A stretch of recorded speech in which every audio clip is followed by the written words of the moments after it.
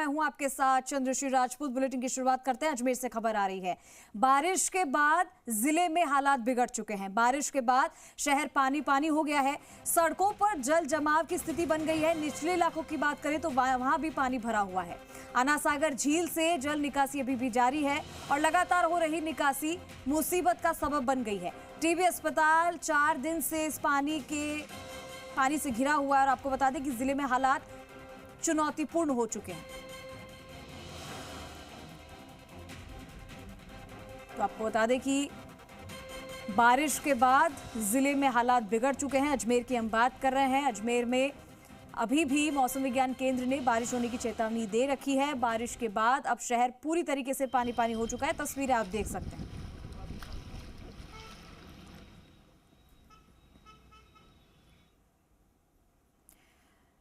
और हमारे साथ ज्यादा जानकारी के लिए अभिजीत हमारे सहयोगी लाइव जुड़ चुके, सीधा रुक करेंगे। अभिजीत, बारिश के बाद जिले के हालात बिगड़ रहे हैं। अजमेर की अगर बात करें तो मौसम विज्ञान केंद्र ने यहां पर चेतावनी जारी की है कि आने वाले 1-2 दिन में बारिश हो सकती है।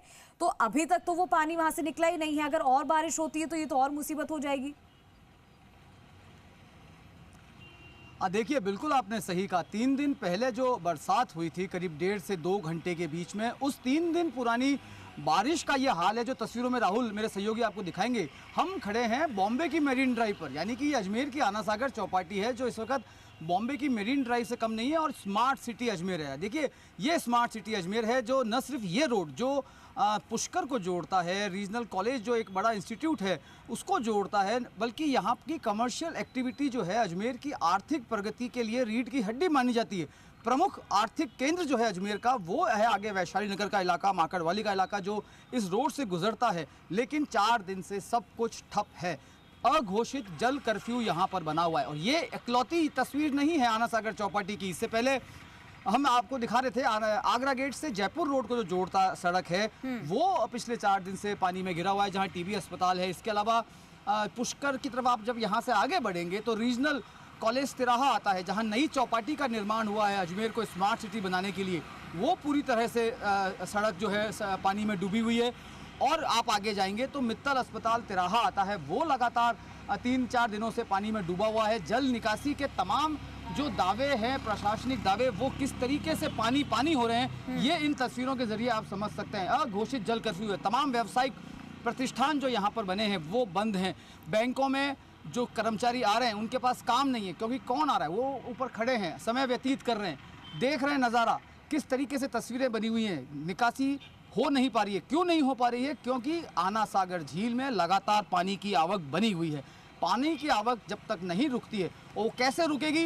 क्योंकि फायसागर झील में जो पानी आ रहा है वो पानी लगातार चादर चलने के चलते रिलीज हो रहा है। वो रिलीज होकर बाड़ी नदी में पहुंच रहा है और जो आना सागर का अपनी कैपेसिटी है उस कैपेसिटी से बहुत ऊपर जा चुका है। इस लिहाज से पर 1.5 फुट के गेट खोल रहे हैं, 15-15 इंच के गेट खोलकर वहाँ से पानी निकासी की जा रही है। लोग किस तरीके से मजबूरी में, और कोई रास्ता नहीं मिल रहा है। और देखिए, साइड इफेक्ट्स की बात करना बहुत जरूरी है। सहयोगी राहुल दिखाएंगे आपको ये बस के गुजर जाने के बाद की एक तस्वीर जो जाननी समझनी खास तौर से प्रशासनिक अधिकारियों के लिए बहुत ज़रूरी है, जिम्मेदारों के लिए बहुत ज़रूरी है कि इससे साइड इफेक्ट्स क्या हो रहे हैं। आप यहाँ भले ही ब्लॉकेज हो गया हो, लेकिन जो बड़े व्हीकल हैं वो यहाँ से गुजर रहे हैं, लेकिन छोटे व्हीकल जो है, गली जो यहाँ बनी हुई है उस गली से वो डाइवर्ट हो रहे हैं और वहाँ ट्रैफिक कंजेक्शन जो है वो बढ़ गया है। अलग अलग जो प्रमुख सड़कें हैं जहां पर जल भराव बना हुआ है, वहां से जब ट्रैफिक नहीं जा पा रहा है तो वो ऑल्टरनेट गलियों की तरफ रुख कर रहा है। और जब गलियों में ट्रैफिक जा रहा है तो वहां पर बहुत ज़्यादा जाम लग रहे हैं। लगातार हॉर्न से वहां जो लोग रह रहे हैं उनका पीस ऑफ माइंड जो है वो डिस्टर्ब हो रहा है। ये एक बड़ा साइड इफेक्ट जो है वो सामने आया है। दूसरा बड़ा साइड इफेक्ट अस्पताल भी है जो कि 4 दिनों से पानी से घिरा हुआ है। अब ऐसे में मरीजों के लिए तो बहुत ज़्यादा परेशानी का सबब बनता जा रहा है, क्योंकि डॉक्टर्स के लिए भी ये परेशानी है। अजमेर में अगर बात कर ही रहे हैं तो यहाँ पर बच्चों की स्कूलों की छुट्टी भी कर दी है, क्योंकि जब बड़े ही घरों में कैद हो चुके हैं, ऑफिस में कैद हो चुके हैं, तो बच्चे कहाँ से जाएंगे? तो अस्पताल जाने वाले मरीज और जो अंदर हैं उनके लिए भी ये बहुत बुरी बात है कि अगर यहाँ से पानी कम नहीं होता है तो आने वाले दिनों में उनके लिए और मुश्किलें खड़ी हो सकती है।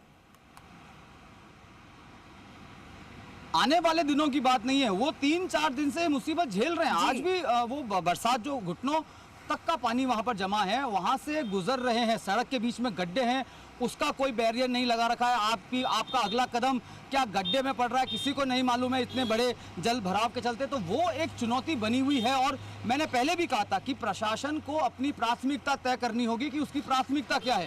प्राथमिकता है इस तरह के जल भराव को जितना जल्द हो सके कम किया जा सके, उसको बिल्कुल मिनिमम लेवल पे लाया जा सके। उसके लिए क्या आपको एडिशनल एफर्ट्स करने हैं, ये प्रशासन के पास एक बड़ा मैकेनिज्म होता है, उनको बताने की ज़रूरत नहीं है। लेकिन हालात जो है वो चिंताजनक इस लिहाज से भी आने वाले दिनों में और हो सकते हैं क्योंकि ये साइड इफ़ेक्ट्स की मैं बात कर रहा था। साइड इफ़ेक्ट्स में सबसे बड़ा साइड इफ़ेक्ट आपके मौसमी बीमारी के रूप में निकल कर सामने आएगा। इतना पानी जो है सड़कों पर जमा है, घरों में जा रहा है, इस पानी के चलते मौसमी बीमारियों का खतरा जो है वो बहुत बड़ा रहेगा। कल कलेक्टर लोक बंधु ने जब पूरे शहर का दौरा किया था, उन्होंने भी इस चीज़ को डिज़ास्टर मैनेजमेंट की बैठक में अधिकारियों को स्पष्ट रूप से हिदायत दे दी थी, खास तौर से सीएमएचओ को, जिसके ऊपर ये जिम्मेदारी है। अभिजीत, तो तस्वीरें भी आप लगातार दिखा रहे हैं और जिम्मेदारी जिनकी बनती है उन्हें इस पर काम जरूर करना चाहिए। बहुत शुक्रिया आपका इस तमाम जानकारी के लिए, तस्वीरें साझा करने के लिए। अजमेर में हालात थोड़े बिगड़े हुए हैं, लेकिन अब देखना ही होगा कि इन पर जल्द काबू कैसे किया जाता है।